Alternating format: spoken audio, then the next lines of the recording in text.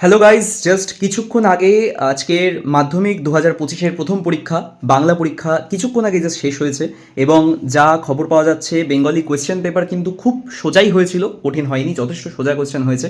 এবং যারাই মেসেজ করেছে তারা প্রত্যেকেই বলছে যে এক্সাম খুব ভালো হয়েছে।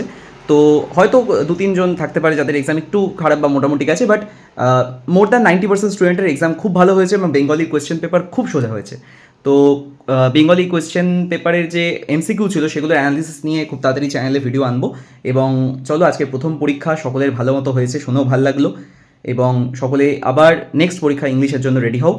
এবং আরেকটা বিশেষ জিনিস আজকে নস্টালজিক লাগছে, সেটা হচ্ছে 2016 সালে যখন আমি মাধ্যমিক দিয়েছিলাম, তখন আজকে 10ই ফেব্রুয়ারি 2016 সালের 1লা ফেব্রুয়ারি মাধ্যমিক শুরু হয়েছিল এবং 10ই ফেব্রুয়ারি মাধ্যমিক শেষ হয়েছিল।